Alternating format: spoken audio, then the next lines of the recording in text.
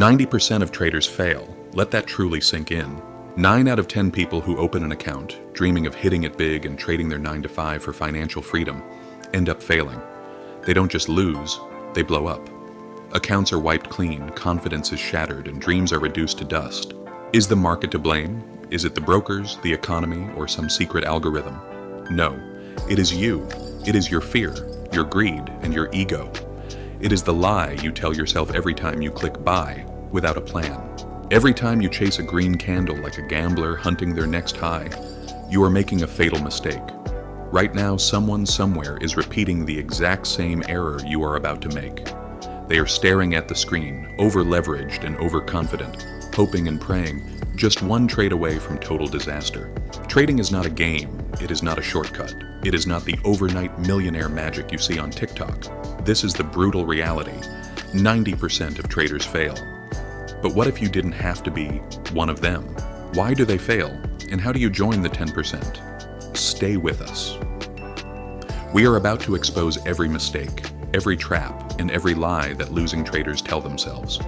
We will show you how an average guy named Danny broke through the cycle. This isn't just about the markets, it's about mastering your own mind. The rise of the amateur meet Danny, 24 years old. He's fresh out of college. No, not with a finance degree. He has zero trading experience but ambition that reaches the stratosphere. Danny has just discovered the world of trading. Like millions before him, he believes he has found the ultimate secret to wealth. He's watched the gurus and followed the signals. He has trading views spread across 3 monitors, Discord on another, and pure caffeine pumping through his veins. His initial deposit is $1,000. In just 5 trades, he miraculously turns it into $3,000. Just like that, he's hooked. He's convinced he's cracked the code. To him, 3 consecutive wins aren't luck. They are proof of his grind. He's already planning to quit the 9 to 5 life he hasn't even started yet. But here's what Danny doesn't realize. Early wins are the most dangerous poison. Nothing warps the human brain like easy money. This is where the real enemies emerge, not in the news or the charts, but inside his own head. The voices in the head. Greedy Greg whispers in his ear, "Double it, triple it. You're unstoppable, bro." Meanwhile, fearful Fiona shouts, "Take the profit now. What if it reverses?" Every green candle provides a dopamine rush. Every pullback feels like the apocalypse. Danny is no longer trading the chart, he is trading his emotions. He begins revenge trading and ignoring his stop losses. He enters positions out of sheer boredom. He over-leverages, overtrades, and underthinks. Yet he tells himself it's fine because he feels like a winner. That feeling is the trap. He tries a new strategy, adds a new indicator, or follows a new guru with a rented Lamborghini. What Danny fails to see is that he is not in control. The charts have become his mood swings. His confidence fluctuates with every tick of the RSI. He isn't a trader, he's a puppet, and the market is pulling every single string. But he won't stop. He still believes the next trade will fix everything, that this is just part of the process. He believes he is the exception. The death spiral. The screen flickers red, then a deeper red. The market is moving, but not in his favor. Danny hesitates, then clicks, then panics. The spiral begins. In just 2 trades, he gives back half his account.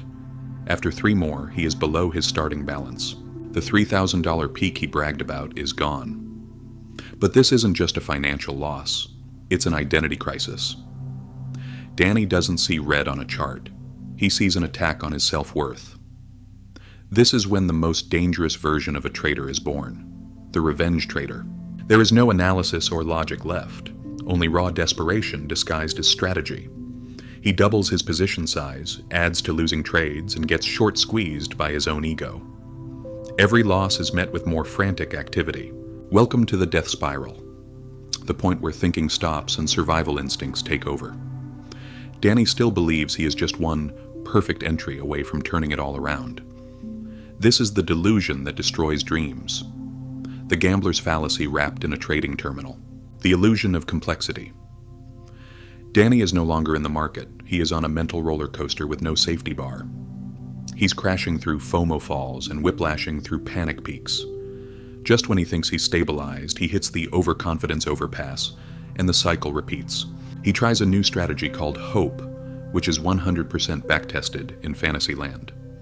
He piles on RSI, Bollinger Bands, and Fibonacci lines until the chart looks like a spaghetti sauce explosion. More lines do not equal better trades. More indicators do not build discipline. Danny doesn't need a new tool, he needs a new brain.